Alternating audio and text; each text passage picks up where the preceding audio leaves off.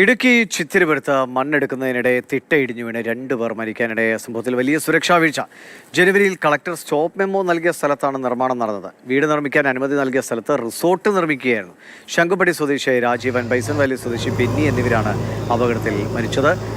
ജെയിൻ രാജു വിവരങ്ങളുമായിട്ട് ജെയിൻ നേരത്തെ രക്ഷപ്പെടുത്താൻ കഴിയുമെന്നൊരു പ്രതീക്ഷ പങ്കുവച്ചിരുന്നു. പക്ഷേ അത് മരണ വിവരമാണ് പുറത്തു വരുന്നത്. പക്ഷെ അത് വരുത്തിവെച്ച ഒരു അപകടമായി മാറുന്നു അല്ലേ?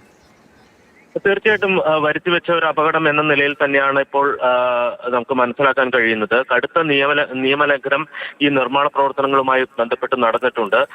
നമുക്കറിയാം, മൂന്നാറിൽ ഏതെങ്കിലും രീതിയിലുള്ള കെട്ടിടങ്ങൾ നിർമ്മിക്കുന്നതിന് അതിന് റവന്യൂ വകുപ്പിന്റെ NOC വേണം.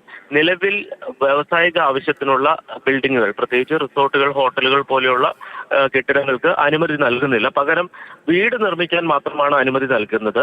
അങ്ങനെ ആണ് ഈ കെട്ടിടത്തിനും അനുമതി വാങ്ങിയിട്ടുള്ളത്. വീട് നിർമ്മിക്കാൻ അനുമതി വാങ്ങുകയും അതിനുശേഷം ഇവിടെ റിസോർട്ട് നിർമ്മാണം നടത്തുകയും ചെയ്യുകയായിരുന്നു.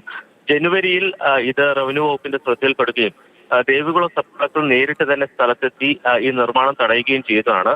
നിർമ്മാണം തടഞ്ഞതിന് പുറമെ ഈ കെട്ടിട നിർമ്മാണം നടക്കുന്ന സ്ഥലത്തേക്കുള്ള ഗേറ്റ് അത് പൂട്ടി താക്കോല് അദ്ദേഹം കൊണ്ടുപോവുകയും ചെയ്തതാണ്. ഇപ്പോഴും റവന്യൂ വകുപ്പിന്റെ കൈവശം തന്നെയാണ് താക്കോലുള്ളത്.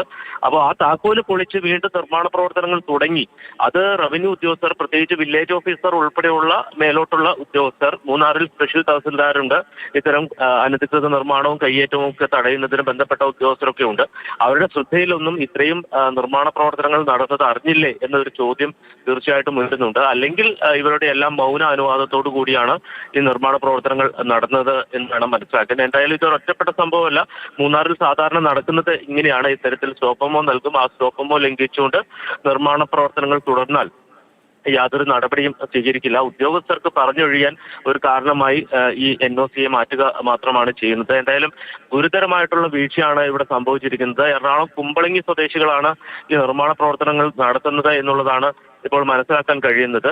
ഏതാണ്ട് 70 ഡിഗ്രിയിലധികം ചെരിവുള്ള ഒരു പ്രദേശമാണ്. അവിടെ മണ്ണിടിച്ചിൽ സാധ്യതയുണ്ടെന്ന് റവന്യൂ ഉദ്യോഗസ്ഥർ തന്നെ നേരത്തെ മുന്നറിയിപ്പ് നൽകിയതാണ്. അങ്ങനെ ഒരു സ്ഥലത്താണ് ഈ വലിയ രീതിയിൽ നിർമ്മാണ പ്രവർത്തനങ്ങൾ, വലിയ കെട്ടിടം തന്നെ നിർമ്മിച്ചത് എന്നുള്ളതാണ്. ശരി, ജെയിൻ രാജുവാണ് വിവരങ്ങൾ നൽകിയത്. സ്റ്റോപ്പ് മെമ്മോ നൽകിയ സ്ഥലത്ത് നിർമ്മാണ പ്രവർത്തനം നടത്തി അവസാനം മണ്ണിടിഞ്ഞ് 2 മനുഷ്യജീവൻ പൊലിയുന്ന സാഹചര്യം ഉണ്ടായിരിക്കുന്നു. ഈ നിർമ്മാതാക്കൾ മാത്രമല്ല, ഇതിന് ഉത്തരവാദിത്തപ്പെട്ട ഉദ്യോഗസ്ഥർ കൂടി ഇതിൽ കുറ്റക്കാരായി മാറുകയാണ്.